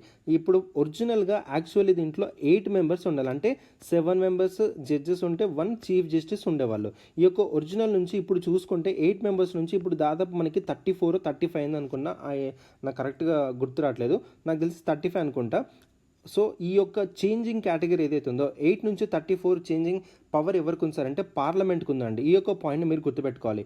Only parliament can increase the strength of the supreme court judges. ఈ పాయింట్ని మీరు గుర్తుపెట్టుకోండి, రైట్. అండ్ ఇండియాలో మనకి జ్యుడిషియరీ సిస్టమ్ ఏదైతే ఉందో అది ఇండిపెండెంట్ అండి. ఇండిపెండెంట్ జ్యుడిషియరీ అండ్ అదేవిధంగా ఇంటిగ్రేటెడ్ జ్యుడిషియరీ. అర్థమవుతుందా? సో చాలా చాలా important. So independent and integrated judiciary అంటే అర్థం ఏంటంటే, ఇప్పుడు సుప్రీంకోర్టు అనేది చూసుకుంటే ఇట్ ఈస్ ద హైయెస్ట్ అండి, అండ్ హైకోర్టు అనేది దీనికి లోవర్గా ఉంటుంది, అండ్ డిస్ట్రిక్ట్ కోర్ట్స్ అనేది దీనికి లోవర్గా ఉంటాయి. ఒకవేళ డిస్ట్రిక్ట్ కోర్టులో కనుక మీరు న్యాయం దొరకకపోతే హైకోర్టుకి వెళ్ళడం అని జరుగుతుంది. దీన్నే మనం అప్లెట్ జ్యూరిస్డిక్షన్ అని అంటాం అనమాట. సో హైకోర్టులో కూడా మీకు న్యాయం దొరకకపోతే సుప్రీంకోర్టుకు వెళ్ళడం అని జరుగుతుంది. అంటే ఇది కూడా మనకి అప్లెట్ జ్యూరిస్డిక్షన్. ఇక్కడ మీకు అప్లెట్ జ్యూరిస్డిక్షన్ అనేది మీకు కనిపిస్తుంది. ఈ విధంగా ఇంటిగ్రేటెడ్గా వర్క్ చేయడం అని జరుగుతుంది, అండ్ అదేవిధంగా ఇండిపెండెంట్గా కూడా వర్క్ చేయడం అని జరుగుతుంది జ్యుడిషియరీ అనేది. అర్థమవుతుందా? సో అంటే అటు ఎగ్జిక్యూటివ్ నుంచి, లెజిస్లేచర్ నుంచి మనకి, ఎగ్జిక్యూటివ్ నుంచి సుప్రీంకోర్టు జ్యుడిషియరీ అనేది మనకి సపరేట్గా ఉంది, అది మనకి ఇండిపెండెంట్ స్టేటస్ ఇచ్చింది, అండ్ అదేవిధంగా ఇవన్నీ మనకి ఇంటిగ్రేటెడ్ కూడా పనిచేయడం అని జరుగుతుంది. అర్థమైందని అనుకుంటున్నాను. సో ఇండియన్ డెమోక్రటిక్ సిస్టంలో మనకి జ్యుడిషియరీ సిస్టమ్ అనేది it is an independent and integrated. ఓకేనా? సో చాలా చాలా ఇంపార్టెంట్. సుప్రీంకోర్టు ఆర్టికల్స్ ఎక్కడి నుంచి ఎక్కడికి 124 నుంచి 147. ఒరిజినల్గా 8 మెంబర్స్ స్ట్రెంత్ ఉండేది, బట్ ఇప్పుడు ఇంక్రీజ్ అవ్వడం అని జరిగింది. ఆ ఇంక్రీజ్ చేసే పవర్ ఎవరి చేతిలో ఉంది? మనకి పార్లమెంట్ చేతిలో ఉందన్నది మాత్రం మీరు గుర్తుపెట్టుకోవాలి. ఇక్కడ ఇచ్చిన పాయింట్ చూడండి. ఇక్కడ సుప్రీంకోర్టుకి మనకి ఆర్టికల్ 142 ద్వారా it exercise its jurisdiction and pass an order to doing complete justice in any cause or matter pending before it. దీని యొక్క అర్థం ఏంటంటే మీకు ఎగ్జాంపుల్ చెప్పి ఎక్స్ప్లెయిన్ చేస్తాను. సో మనకి భూపాల్ గ్యాస్ ట్రాజడీ జరిగిందండి, మీకు అందరికీ తెలుసని అనుకున్నాను. ఓకేనా? So one of the biggest tragedy in the world. So Bhopal gas tragedy అని జరిగింది. అందులో మనకి ఏంటి, చాలామంది బాధితులు లాస్ అవ్వడం అని జరిగింది. సో వాళ్ళకి కంపెన్సేషన్ ఇవ్వడానికి, కంపెన్సేషన్ ప్రొవైడ్ చేయడానికి సుప్రీంకోర్టే దాంట్లో ఇంటర్వెన్ అయ్యి ఆర్టికల్ 142 ద్వారా వాళ్ళకి కంప్లీట్ జస్ట్ ప్రొవైడ్ చేయడానికి ఈ పవర్ని యూజ్ చేయడం అని జరిగిందనమాట. సో ఇప్పుడు మీరు ఈ స్టేట్మెంట్స్ అయితే it deals with supreme court power to exercise its jurisdiction and pass and order for doing complete justice any cause or matter pending before it. So Bhopal gas ట్రాజడీలో మనకి బాధితులు ఎవరైతే ఉన్నారో వాళ్ళు లాస్ అయిన వాళ్ళకి కంపెన్సేషన్ ప్రొవైడ్ చేయడానికి according to article 142 supreme court use చేసి మనకి ఆర్డర్ పాస్ చేయడం అని జరిగింది, వాళ్ళకి కంప్లీట్ జస్టిస్ ప్రొవైడ్ చేయడానికి. అర్థమవుతుందా? సో చాలా చాలా ఇంపార్టెంట్, గుర్తుపెట్టుకోండి ఇది. Any order made under article 130 shall be enforceable through out the territory of India. ఏదైతే ఆర్టికల్ 142 ద్వారా ఆర్డర్ చెప్పిందో ఆర్డర్ అనేది through out territory of India మనకి ఎన్ఫోర్సబుల్ అవ్వడం అని జరుగుతుంది. అదే ఇక్కడ చెప్తున్నారు. అర్థమైందని అనుకుంటున్నాను. అంటే మిగతా కోర్ట్స్ ఏవైతే ఉన్నాయో టోటల్ టెరిటరీ ఆఫ్ ఇండియాకి ఆ ఆర్డర్ అనేది ఎన్ఫోర్సబుల్ అనమాట. Right? So very very very important. So ఇక్కడ మీరు చూసినట్టయితే ఇచ్చిన first statement and second statement రెండు మనకి కరెక్ట్. సో ఇక్కడ కూడా మనకి కరెక్ట్ అడుగుతున్నాడు. సో సి బోత్ 1 and 2 అనే మనకి కరెక్ట్. సో అర్థమైందని అనుకుంటున్నాను. సో చాలా చాలా చాలా ఇంపార్టెంట్ అండి. సో మీకు బేసిక్స్ నుంచి ప్రతి ఒక్కటి మీకు ఇంటేటివ్గా మీకు చెప్పాను. సో ఏంటంటే ఇక్కడ ఆర్టికల్ 142 ఇక్కడ ఆర్టికల్ 142 అనేది సుప్రీంకోర్టు ఆర్టికలా లేదా అనేది మీరు గుర్తుపెట్టుకోవడానికి ఇక్కడ 124 నుంచి 147 ఆర్టికల్స్ అని చెప్పడం అని జరిగింది. ఓకేనా? సో మీరు చేయాల్సిన హోంవర్క్ ఏంటంటే సుప్రీంకోర్టుకు ఉన్న ఇంకా పవర్స్ ఏంటి అనేది మీరు కొంచెం హోంవర్క్ అనేది చేసుకొని పెట్టుకోండి. సో చాలా చాలా ఇంపార్టెంట్. అండ్ అదేవిధంగా సుప్రీంకోర్టు హైకోర్టుకు ఉన్న డిఫరెన్సెస్ ఏంటి, వీటి యొక్క ఆర్టికల్స్ ఏంటి అనేది కూడా చూసుకొని పెట్టుకున్నాను. So very very very important. తప్పకుండా జ్యుడిషియరీ మీద మనకి లైక్ క్వశ్చన్స్ అనేవి మనకి రావచ్చు. ఈ విధంగా అడుగుతానండి స్టేట్మెంట్స్ లాగా. సో ఇప్పుడున్న క్వశ్చన్ పేపర్ అనేది చూసుకుంటే చాలా టఫ్ అనేది ఉండబోతుంది. మీకు అందరికి తెలుసని అనుకున్నాను. గ్రూప్ 1.0 కావచ్చు, 2.0 కావచ్చు, ఏ విధంగా క్వశ్చన్స్ వచ్చి దాదాపు మనకి బుక్ చూసుకుంటే ఆ ఒక క్వశ్చన్ బుక్లెట్ చూసుకుంటేనే 35 pages 40 pages లాగా వెళ్ళిపోయింది. ఓకేనా? సో దయచేసి టఫ్నెస్ని మైండ్లో పెట్టుకొని ప్రిపేర్ అవ్వండి. అండ్ కాంపిటీషన్ కూడా చాలా హెవీగా ఉండబోతుంది ఈసారి. So very very very important. Right? ఏదో ఒక్కటి కూడా మిస్ చేయకండి. మీకు కూడా ప్రొవైడ్ చేయాల్సిన ఇన్ఫర్మేషన్ ప్రొవైడ్ చేస్తున్నాను, మీరు చేయాల్సిన వర్క్ కూడా మీరు చేయాలి. అర్థమవుతుందా? సో సైమల్టేనియస్గా ఇదొక్కటే మీరు ప్రిపరేషన్గా పెట్టుకోకండి, బట్ ఏంటంటే మీరు చెప్పిన తర్వాత మీరు రివిజన్ చేయాలండి. Revision will make you perfect అండి. ఓకేనా? Right. Which of the following best describes laundromat countries which was recently in the news? A group of countries that are being accused of money laundering by the FATF, Financial Action Task Force అని కూడా అంటారు. ఓకేనా? A group of countries that buy Russian oil and sell processed products to European countries. A group of countries that are accused of high volume drug trafficking. D none of the above. So laundromat countries. So చాలా చాలా important అండి. ఇక్కడ ఇచ్చిన B option ఏదైతే ఉందో ఇది మనకి correct అనమాట. సో ఏవైనా కంట్రీస్ రష్యన్ ఆయిల్ని మనకి కొని దాన్ని ప్రాసెస్ చేసి ఆ ప్రోడక్ట్స్ని యూరోపియన్ కంట్రీస్లో మనకి సెల్ చేయడం అని జరుగుతుంది, వాళ్ళనే మనము లాండ్రోమేట్ కంట్రీస్ అంటాం అనమాట. అర్థమవుతుందా? So India, China, Turkey, UAE and అదేవిధంగా సింగపూర్ ఏవైతే ఉన్నాయో ఈ కంట్రీస్ అనేవి మనకి లాండ్రోమేట్ కంట్రీస్గా ఐడెంటిఫై చేయడం అని జరిగింది ఫర్ వెస్టర్న్ కంట్రీస్. ఎవరు గుర్తించారు సార్ అంటే మనకి centre for research on energy and clear air, దీన్ని మనము షార్ట్ ఫామ్లో క్రియా అని కూడా అంటారు. ఓకేనా, సిఆర్ఈఏ, centre for research on energy and clear air వాళ్ళు ఈ యొక్క వెస్టర్న్ కంట్రీస్కి లాండ్రోమేట్ కంట్రీస్ ఏంటని గుర్తించడం అని జరిగింది. ఎవరు? India, China, Turkey, UAE and Singapore. అంటే రష్యా నుంచి ఆయిల్ అనేది కొని దాని తర్వాత యూరోపియన్ కంట్రీస్కి ఆ ప్రోడక్ట్ని ప్రాసెస్ చేసి సెల్ చేయడం అని జరుగుతుంది. వాళ్ళని మనం లాండ్రోమేట్ కంట్రీస్ అంటాం అనమాట. సో బి అనేది ఇక్కడ కరెక్ట్ ఆన్సర్. మీకు అర్థమైంది అనుకున్నాను. చాలా చాలా ఇంపార్టెంట్. ఇంటర్నేషనల్ రిలేషన్స్లో కానీ ఇంటర్నేషనల్ ఈవెంట్స్లో మనకి ఇటువంటి టైప్ ఆఫ్ మనకి క్వశ్చన్స్ అనేవి రైజ్ అవుతాయి. ఓకేనా? సో వెరీ వెరీ ఇంపార్టెంట్, గుర్తుపెట్టుకోండి. Right. With reference to the ethanol consider the following statements. Ethanol very very important అండి. సో ఎథనాల్ సెక్టర్ అనేది చాలా ట్రెమెండస్ గ్రోత్లోకి వెళ్తుందని చెప్పడం జరిగింది by the union minister Shri Piyush Goyal గారు. సో మనకి రీసెంట్గా national seminar on maize to ethanol అనేది కండక్ట్ అవ్వడం జరిగింది. సెమినార్ అనేది అక్కడ ఈ యొక్క పర్టికులర్ ఎథనాల్ గురించి అడ్రస్ చేయడం అని జరిగిందనమాట. సో ఇప్పుడు మనం ఎథనాల్కి సంబంధించిన కొన్ని ఇంపార్టెంట్ ఫ్యాక్చువల్ డేటాను చూసుకుందాం. ఎథనాల్ అనేది చూసుకుంటే it is an agricultural by product అండి. Very very important. సో ఇది ఎలా మనకి ఆప్టెండ్ అవుతుందంటే it was obtained from the processing of sugar from sugar cane. So sugarcane నుంచి మనం షుగర్ అనేది ఎలా మనకి ఆప్టెండ్ చేస్తున్నామో ఆ క్రమంలో మనం ఎథనాల్ అనేది ఆప్టెన్ అవడం జరుగుతుంది అనమాట. సో ఇదొక సోర్స్ అయితే, అండ్ మిగతా సోర్సెస్ ఏంటి? And other sources like rice husk నుంచి, ఎక్కడ నుంచి? రైస్ రైస్ హస్క్ నుంచి అండ్ అదేవిధంగా మేజ్ నుంచి ఈ ఎథనాల్ని మనం బ్లెండ్ చేయొచ్చు అనమాట. So very very important. So మెయిన్గా ఇండియాలో మనకి ఎథనాల్ అనేది ఏ విధంగా మనము ప్రొడ్యూస్ చేస్తున్నామని అంటే మెయిన్లీ ఫ్రమ్ షుగర్ కేన్ అండి. షుగర్ కేన్ నుంచి మనము ఎథనాల్ని మనం బ్లెండ్ చేయొచ్చు ఇండియాలో. అర్థమవుతుందా? ఈ పాయింట్ని మీరు గుర్తించండి. ఎథనాల్ బ్లెండింగ్ ఏదైతే ఉందో ఈ ఎథనాల్ని మనం పెట్రోల్ అంటే ఒక ఫాజిల్ ఫ్యూయల్ బదులు ఈ యొక్క ఎథనాల్ కూడా మనం యూజ్ చేసుకోవచ్చు బైక్ వెహికల్స్లో కానీ. అర్థమవుతుందా? సో చాలా ఇదిగా ఈ యొక్క ఎథనాల్ని కూడా ఇంక్రీజ్ చేసుకుందామని చెప్పేసి ఇండియా చాలా ప్రయత్నాలు అయితే కూడా చేయడం అని జరుగుతుంది. ఓకేనా? So very very important. So ఈ ఎథనాల్ అనేది ఇండియాలో షుగర్ కేన్ నుంచి మనము ఫెర్మెంటేషన్ ప్రాసెస్ ద్వారా ప్రొడ్యూస్ చేయొచ్చు. అండ్ అదేవిధంగా రైస్ స్ట్రా నుంచి, వీట్ స్ట్రా నుంచి అండ్ అదేవిధంగా లైక్ బ్యాంబూ నుంచి ఈ విధంగా కూడా మనము చాలా సోర్సెస్ నుంచి కూడా ఎథనాల్ అనేది బ్లెండ్ చేసుకోవచ్చు. సో ఇక్కడ ఇచ్చిన స్టేట్మెంట్ చూస్తే ethanol is an agricultural by product, absolutely correct, which is mainly obtain from the processing of sugar from sugar cane, absolutely correct, but also from other sources such as rice husk or maize. ఇక్కడ నుంచి కూడా మనము obtain అనేది చేయొచ్చు ఎథనాల్ని. So ఇచ్చిన first statement ఏదైతే ఉందో absolutely correct. So in India ethanol is mainly produced from sugar cane molasses by fermentation process. అదే కదా నేను చెప్పింది, ఇండియాలో మెయిన్గా sugar cane molasses by fermentation process ద్వారా ప్రొడ్యూస్ చేయడం జరుగుతుంది ఎథనాల్ అనేది ఇండియాలో. సో ఇచ్చిన సెకండ్ స్టేట్మెంట్ అనేది కూడా కరెక్ట్ కాబట్టి ఇక్కడ కూడా కరెక్ట్ అడుగుతున్నాడు. సో సి బోత్ 1 and 2 అనేది మనకి కరెక్ట్ ఆన్సర్ అవుతుంది. ఓకేనా? రైట్. వెరీ వెరీ ఇంపార్టెంట్ అండి, గుర్తుపెట్టుకోవాలని మీ ఈ యొక్క పాయింట్స్ అనేటివి. రైట్. సో మీకు ఎన్విరాన్మెంట్లో క్వశ్చన్స్ ఏమైనా అడగాలంటే మాత్రం ఈ విధంగానే మీకు క్వశ్చన్స్ అని అడుగుతాడండి ఎన్విరాన్మెంట్లో. అర్థమవుతుందా? సో దయచేసి మిస్ చేసుకోకండి. చెప్తున్న ప్రతి ఒక్క క్వశ్చన్ని మీరు నీట్గా చదువుకోండి. Right. World press freedom index is released annually by which one of the following organisation? World press freedom index release అవ్వడం జరిగిందండి రీసెంట్గా. So UNESCO, reporters without borders, transparency international, world economic forum. So మనకి ఎవరు release చేశారు sir అంటే reporters without borders వల్ల మనకి release చేయడం జరుగుతుందండి వరల్డ్ ప్రెస్ ఫ్రీడమ్ ఇండెక్స్ అనేది. అర్థమవుతుందా? సో ఇందులో మనకి ఇండియా ర్యాంక్ వచ్చేసి మనకి 161 out of 180 అండి. సో చాలా చాలా ఇంపార్టెంట్. సో ఈ యొక్క 2023లో ఇచ్చిన రిపోర్ట్ కొన్ని హైలైట్స్ అనేవి చూద్దామండి. సో చాలా చాలా ఇంపార్టెంట్. సో చూద్దాం. ఇది మనకి యాన్యువల్ రిపోర్ట్ అండి, అంటే ఎవ్రీ ఇయర్ మనకి రిలీజ్ చేయడం జరుగుతుంది. ఈ యొక్క పాయింట్ కూడా మీరు గుర్తుపెట్టుకోవాలి. So world press freedom index అనేది మనకి రిపోర్టర్స్ వితౌట్ బార్డర్స్ ఆర్ఎస్ఎఫ్ వీళ్ళు మనకి యాన్యువల్లో రిలీజ్ చేస్తారు. ఓకేనా? రైట్. సో జర్నలిస్ట్ వాళ్ళు ఏ విధంగా ఫ్రీడమ్ని ఎంజాయ్ చేస్తున్నారు అండ్ టెర్రరిస్ట్ అనేవి ఏ విధంగా ఉన్నాయి టోటల్గా కంపేర్ చేసి ఈ యొక్క రిపోర్ట్ని మనకి ప్రొవైడ్ చేయడం జరుగుతుంది.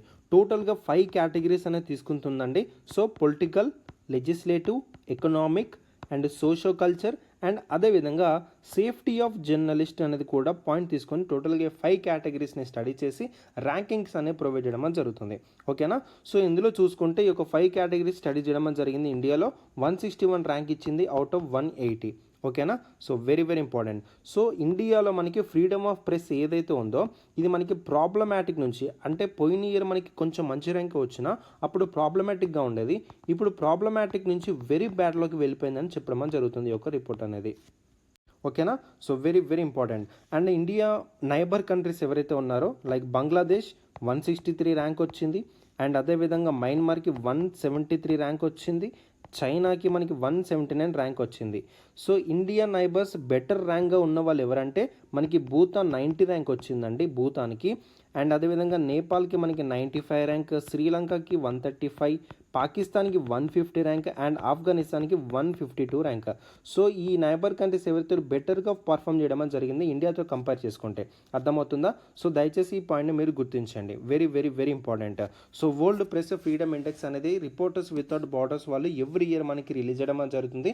టోటల్గా 5 కేటగిరీస్ తీసుకొని ర్యాంకింగ్ బేస్ ఇవ్వడం జరుగుతుంది. Political, legislative, economic, social, culture and అదేవిధంగా safety of journalist. India rank అనేది మనకి 161 ఉండడం జరిగింది out of 180 countries. So problematic నుంచి వెరీ బ్యాడ్లోకి వెళ్ళిపోవడం జరిగింది. బంగ్లాదేశ్ ర్యాంక్ వచ్చేసి మనకి 163, మయన్మార్ 173, చైనా 179. అండ్ ఇండియాతో కంపేర్ చేసుకుంటే మిగతా neighbour countries like Bhutan, Nepal, Sri Lanka, Pakistan, Afghanistan వీళ్ళు బెటర్గా పర్ఫామ్ చేయడం జరిగింది in the world press freedom ఇండెక్స్లో. ఓకేనా. Very very important. అర్థమైందని అనుకుంటున్నాను. నెక్స్ట్ వెళ్తున్నాను. Channapatna toys are a form of wooden toys manufactured in which one of the following states. Channapatna toys very very very important అండి. It is a wooden toys అండి. ఏంటి wooden toys. So దీంతో మనకి dolls కూడా manufacture చేయడం జరుగుతుంది in the town of Channapatna. So అది చెన్నపట్న టౌన్లో మనకి మ్యానుఫ్యాక్చర్ చేశారు కాబట్టి ఆ టాయ్స్కి చెన్నపట్న టాయ్స్ అని పేరు ఇవ్వడం జరిగింది. ఈ చెన్నపట్నం అనేది ఎక్కడ ఉంది సార్ అంటే రమనగర డిస్టిక్లో మనకి లొకేట్ అవ్వడం జరిగింది. రమనగర డిస్టిక్ ఎక్కడ ఉంది? కర్ణాటకలో లొకేట్ అవ్వడం జరిగింది. So Channapatna toys belong to Karnataka state. గుర్తుపెట్టుకోండి. సో చెన్నపట్నాన్ని ఇంకో పేరుతో కూడా పిలుస్తారండి. అదేంటంటే గొంబెగాల ఊరు. గొంబెగాల ఊరు అంటే అర్థం ఏంటంటే టాయ్ టౌన్ అని అర్థం. సో చెన్నపట్న టాయ్స్ అనేవి మనకి కర్ణాటకలో లొకేట్ అవ్వడం జరిగింది. ఓకేనా. సో దీని యొక్క హిస్టరీ అనేది అసలు చెన్నపట్న టాయ్స్ మనకి ఎందుకు వచ్చింది సార్ చూసుకుంటే మనకి ruler of Mysore that is Tipu Sultan. Very very important personality. మీకు అందరికి తెలుసని అనుకున్నాను, మోడర్న్ హిస్టరీలో మీరు చదువుతారు. సో టిప్పు సుల్తాన్ ఈ యొక్క వుడెన్ టాయ్స్ని ఇంట్రడ్యూస్ చేయడం జరిగిందండి చెన్నపట్న అనే టౌన్కి. ఓకేనా. సో పర్షియా నుంచి కొంతమంది ఆర్టిస్ట్ని తిని ఇంట్రడ్యూస్ చేయడం జరిగింది ఈ యొక్క పర్టికులర్ టౌన్కి. అప్పటి నుంచి ఈ యొక్క వుడెన్ టాయ్ మేకింగ్ అనేది ఇండస్ట్రీ అనేది చాలా హైలైట్ అవ్వడం జరిగింది ఈ యొక్క చెన్నపట్న అనే టౌన్లో. So very very important. So very very అడుగుతాడండి ఏ రూలర్ ద్వారా మనకి చెన్నపట్న వుడెన్ టాయ్ మేకింగ్ అని ఇంట్రడ్యూస్ చేయడం జరిగిందని క్వశ్చన్ అడగవచ్చు. సో టిప్పు సుల్తాన్ అనే పాయింట్ని మీరు గుర్తుపెట్టుకోండి. ఓకేనా. So very very important. So దీని యొక్క ఫీచర్స్ అనేది చూసుకుంటే అండి ఈ టాయ్స్ ఏవైతే ఉన్నాయో టోటల్ హ్యాండ్ మేడ్ తోటి చేయడం జరుగుతుంది. ఓకేనా. అండ్ ఏవైతే దీనికి కలర్స్ వాడతారో ఆ కలర్స్ అనేవి కూడా టోటల్గా ఆర్గానిక్ కలర్స్ అనమాట. అంటే వెజిటేబుల్స్ నుంచి, ప్లాంట్స్ నుంచి, ఒక న్యాచురల్ డైస్ నుంచి కలర్స్ అనేవి తీసుకొని పెయింట్ చేయడం జరుగుతుంది. అండ్ దీని ద్వారా ఏం చెప్పగలుగుతాం 100% కెమికల్ ఫ్రీ అనమాట. ఇది అర్థమవుతుందా. So very very important. And ఈ యొక్క ట్రెడిషనల్గా ఈ యొక్క టాయ్స్ని ఏవైతే చేస్తున్నారో ఒక వుడ్ నుంచి చేస్తారండి. Ivory would. దీన్నే మనము దంతపు చెక్క అని కూడా అంటారు. ఐవోరీ వుడ్ నుంచి ప్రిపేర్ చేస్తారు ట్రెడిషనల్గా. కానీ యాక్చువల్గా చూసుకుంటే నవ్ డేస్ శాండిల్ వుడ్ వాడడము, మ్యాంగో వుడ్ వాడడం కూడా యూజ్ చేస్తున్నారు. సో ఓకేనా. సో చాలా రౌండ్గా ఉంటాయి, చాలా క్యూబ్స్ ఏవైతే ఉన్నాయో చాలా ఎడ్జెస్ కూడా చాలా రౌండ్గా ఉండడం జరుగుతుంది. ఓకేనా. So completely safe for kids also. So దీనికి జిఐ ట్యాగ్ కూడా మనకి రావడం జరిగిందండి in the year 2005. So very very important. Geographical indication tag in the year 2005లో దీనికి రావడం జరిగింది. So Channapatna toys it is a wooden toys. Channapatna Ramanagara డిస్టిక్లోని కర్ణాటక చెందిన ఒక టౌన్ అనమాట. అందుకే ఆ టౌన్లో ఆ వుడెన్ టాయ్స్ చేస్తారు కాబట్టి దానికి చెన్నపట్న టాయ్స్ అని పేరు రావడం జరిగింది. సో గొంబెగాల ఊరు అని కూడా ఉంటారు. దాన్నే టాయ్ టౌన్ అని అర్థం. ఓకేనా. So Tipu Sultan historic ruler of the Mysore, very very important personality. తనే ఇంట్రడ్యూస్ చేయడం జరిగింది ఒక వుడెన్ టాయ్స్ని చిన్నపట్నం టౌన్లో. అప్పటి నుంచి చాలా బూమింగ్లోకి వెళ్ళిపోవడం జరిగింది ఒక టాయ్ టౌన్ ఇండస్ట్రీ అనేది. ఓకేనా, టోటల్ హ్యాండ్మేడ్, కలర్స్ కూడా ఆర్గానిక్గా వాడతారు. ట్రెడిషనల్గా అయితే ఐవరీ వుడ్ నుంచి చేస్తారు, బట్ నవ్వేటే శాండిల్వుడ్, మ్యాంగో వుడ్ కూడా యూజ్ చేస్తున్నారు. దీనికి జిఐ ట్యాగ్ 2005లో వచ్చింది. సో ఇక్కడ ఆన్సర్ ఏంటి, మనకి డి కర్ణాటక అనేది మనకి ఆన్సర్ అవుతుంది. ఓకేనా, అర్థమైందని అనుకున్నాను. వెరీ వెరీ వెరీ ఇంపార్టెంట్ అండి. సో ప్రతి ఒక్కటి మీ ముందు పెట్టడం అని జరిగింది. జస్ట్ మీరు నోట్ చేసుకొని చదువుకొని రివిజన్ చేసుకుంటే సరిపోతుంది. ఓకేనా, right. Consider the following statements with reference to the Gaganyaan mission. Very very important అండి. సో సైన్స్ అండ్ టెక్ భాగంలో చూసుకుంటే ఇటువంటి క్వశ్చన్స్ మనకి రావడం అని జరుగుతుంది. సో గగన్యాన్ మిషన్స్ అండ్ ఇంకా స్పేస్ సంబంధించిన క్వశ్చన్స్ ఏమైనా వస్తే మాత్రం డెఫినెట్గా మీరు చదువుకోవాల్సిందే, న్యూస్లో ఏమైనా వస్తే మాత్రం. ఓకేనా, సో గగన్యాన్ మిషన్ అనేది మనకి న్యూస్లో ఉంది కాబట్టి సో దీని గురించి కొన్ని ఇంపార్టెంట్ డేట్ అనేది మనం చదువుకుందాం. సో దేని గురించి ఇది మనకి చేయడం అని జరుగుతుంది, టు లాంచ్ హ్యూమన్ బీయింగ్స్. ఇక్కడ హ్యూమన్ బీయింగ్స్ని మనకి స్పేస్లోకి తీసుకెళ్ళి ఎక్కడ వరకు, లో ఎర్త్ ఆర్బిట్ వరకు తీసుకెళ్ళి మళ్ళీ వాళ్ళని సేఫ్గా ఎర్త్కి తీసుకురావడమే దీని యొక్క ఏం అనమాట. అర్థమవుతుందా? So Gaganyaan mission aims to launch human beings to low earth orbit and bring them back safely to the earth. So very very important, right. So and అదేవిధంగా ఈ యొక్క గగన్యాన్ మిషన్ని లాంచ్ చేయడానికి తీసుకొస్తున్న లాంచ్ వెహికల్ ఒకటి ఉంటుందండి. ఆ లాంచ్ వెహికల్ ఏంటో వచ్చేసి అంటే LVM-3 అనమాట. అర్థమవుతుందా? So very very important. So LVM-3ని ఏం చేస్తారంటే మనకి హ్యూమన్స్ వెళ్తున్నారు కాబట్టి సో హ్యూమన్కి తగ్గట్టు హ్యూమన్ రేటింగ్ రిక్వైర్మెంట్స్గా అందులో మనకి టోటల్ కన్ఫిగరేషన్ చేయడం అని జరిగిందనమాట. అందుకే దాన్ని HLVM-3 అని కూడా పిలవడం అని జరుగుతుంది. ఈ పాయింట్ని మీరు కూడా గుర్తుపెట్టుకోండి. HLVM-3 అని మీరు కన్ఫ్యూజ్ అవ్వద్దు. సో అక్కడ హ్యూమన్ రేటింగ్ రిక్వైర్మెంట్స్ అనేవి అక్కడ రీకన్ఫిగర్ చేశారు కాబట్టి దాన్ని హ్యూమన్ రేటెడ్ LVM-3 అని కూడా పెట్టడం అని జరిగింది, HLVM-3. ఓకేనా, రైట్. సో ఇక్కడ ఇచ్చిన స్టేట్మెంట్ చూస్తే it AIIMS to launch human beings 3 crew members to low earth orbit bring them back safely to the earth. So crew మెంబర్స్ని అనౌన్స్ చేశారనుకుంటా. ఎంతోమంది అనుకో 4 మెంబర్స్ అనుకుంటాను. సో 3 కాదు, సో చూద్దాం 4 మెంబర్స్ అనుకుంటాను. సో ఈ బ్రాకెట్లో వదిలేయండి. So it AIIMS to launch human beings to low earth orbit and bring them back to safely earth. Very very important. లో ఎర్త్ ఆర్బిట్ ఏంటంటే సో దాదాపు మనకి ఎర్త్ సెంటర్డ్ ఆర్బిట్స్ నుంచి చూసుకుంటే ఆల్టర్నేట్ దాదాపు 2000 కిలోమీటర్స్ వరకు లో ఎర్త్ ఆర్బిట్ అని ఉంటుందన్నమాట. సో మీరు ఆర్బిట్స్ కూడా చదువుకుంటే చాలా బెటర్ అండి. సో మీరు స్పేస్ టెక్నాలజీ సంబంధించినప్పుడు ఆర్బిట్స్ అని కూడా చదువుకుంటూ ఉంటారు. లో ఎర్త్ ఆర్బిట్ ఏంటి అండ్ మిగతా ఆర్బిట్స్ కూడా ఉంటాయి. సో అవన్నీ చదువుకుంటే మీకు చాలా బాగా ఉపయోగపడతాయి కూడా, అడిగే ఛాన్సెస్ ఉన్నాయి కాబట్టి, రైట్. సో ఫస్ట్ స్టేట్మెంట్ అనేది మనకు absolutely correct. And second statement చూడండి, the launch vehicle Mark 3 that is LVM-3 is the launch vehicle for the mission. అదే కదా నేను చెప్పింది, LVM-3 మనకి గగన్యాన్ మిషన్ని లాంచ్ చేయడం అని జరుగుతుంది. సో ఇచ్చిన సెకండ్ స్టేట్మెంట్ కూడా మనకి కరెక్ట్. సో ఇక్కడ which of the above statements not correct అడుగుతున్నాడు. దయచేసి ఈ పాయింట్ మీరు గుర్తించండి. ఇక్కడ నాట్ కరెక్ట్ అడుగుతున్నాడు కాబట్టి ఇక్కడ ఇచ్చిన 2 స్టేట్మెంట్స్ అనేవి కరెక్ట్. ఇక్కడ first statement correct and second statement correct. So అప్పుడు మనకి డి అనేది మనకి ఆన్సర్ అవుతుంది, ఎందుకంటే నాట్ కరెక్ట్ అడుగుతున్నాడు కాబట్టి. ఒకవేళ కరెక్ట్ అడితే అప్పుడు సి అనేది ఆన్సర్ అయ్యేది. సో ఇచ్చిన క్వశ్చన్ ప్రకారం మనం ఆన్సర్ అనేది చేయాలండి. ఇక్కడ రెండు ఇచ్చాడు కదా, 2 కరెక్ట్ కదా, మనం సి బోత్ 1 and 2 పెట్టేసామా, సో ఆన్సర్ పోయినట్టే మీది. సో దయచేసి చాలా జాగ్రత్తగా మీరు కాన్సన్ట్రేట్ చేయాలండి. సో ఎగ్జామినేషన్ హాల్లో మనకి హడవిడిగా మనకి ఏంటంటే ఇచ్చిన 2 statement correct, so C both 1 and 2 పెట్టాం, సో కరెక్ట్ అయిపోయింది, నాకు 1 మార్క్ వచ్చేసింది అనే థాట్లో ఉంటాం కాబట్టి సో దయచేసి ఇక్కడ నాట్ కరెక్ట్ అడుగుతున్నాడో దయచేసి చూసి ఆన్సర్ చేయాలండి. ఓకేనా, so very very important. So మీ యొక్క ప్రజెన్స్ ఆఫ్ మైండ్ని చెక్ చేయడం అని జరుగుతుంది ఎగ్జామినేషన్ హాల్లో. ఓకేనా, సో వెరీ వెరీ ఇంపార్టెంట్. దయచేసి ఇంత ఈజీగా ఇచ్చాడండి చూడండి, అంటే క్వశ్చన్ అంత ఈజీగా ఇచ్చాడు. ఒకటేసారి మీరు స్టేట్మెంట్స్లో అక్కడ ఇక్కడ నాట్ కరెక్ట్ అడుగుతున్నాడు. ఎక్కడ ఒక దగ్గర క్వశ్చన్ పేపర్ మిమ్మల్ని ట్రిక్కీ చేయడానికి చూస్తుందండి, మీరు అది గుర్తించాలి. అరే ఇంత ఈజీ ఇచ్చాడే, ఎక్కడ ఒక దగ్గర ట్రిక్కీ ఉంటుంది కదా, సో ఇదే ట్రిక్కీ, కరెక్టా నాట్ కరెక్టా, సో ఆ క్వశ్చన్ పేపర్ని స్టడీ చేయాలి మీరు, రైట్. సో ఇక్కడ ఆన్సర్ ఏంటి, D. Very very important. Consider the following statements regarding central bank digital currency. Their value is fixed by the central bank and equivalent to the country's fiat money. CBDCs అంటే central bank digital bank currencies decrease the cost of maintenance that A complex financial system requires. Which of the above statements correct అడుగుతున్నాడు. So నాకు ఇది comment సెక్షన్లో answer చేయండి అన్న. అర్థమవుతుందా? So comment సెక్షన్లో నాకు అనేది ఆన్సర్ చేయండి, నేను చూస్తాను. So very very very important అండి కరెంట్ అఫైర్స్ అనేవి. సెంట్రల్ బ్యాంక్ డిజిటల్ కరెన్సీ గురించి కూడా కొంచెం ఇన్ఫర్మేషన్ అనేది గ్యాదర్ చేసుకొని పెట్టుకోండి. So very very very important. So ఇంతవరకు మీకు ప్రతి ఒక్క క్వశ్చన్ అర్థమైందని అనుకుంటున్నాను. సో ఒక్కొక్క మంత్కి 2 పార్ట్స్ అనేవి చేసుకుందాము, ఓకేనా? సో నెక్స్ట్ క్లాస్లో కూడా మనం మే మంత్కి సంబంధించిన కరెంట్ అఫైర్స్ అనేవి డీల్ చేసుకుందాం, ఓకేనా? So total 12 months current affairs 2 పార్ట్స్లో మొత్తం అవ్వగొట్టేద్దాం, ఓకేనా? So very very very important. So అర్థమైందని అనుకుంటున్నాను. సో మా ఎక్స్ప్లెనేషన్ ఎలా ఉందనేది కూడా కామెంట్ సెక్షన్లో మాకు తెలపండి. సో ఎక్కడ ఇంప్రూవ్ చేసుకోవాలనేది కూడా మేము చూసుకుంటాము, ఓకేనా? రైట్. సో నెక్స్ట్ సెషన్లో కలుసుకుందాం. So until then keep reading and take care of your health. And this is Pavan and I'm signing off. Bye.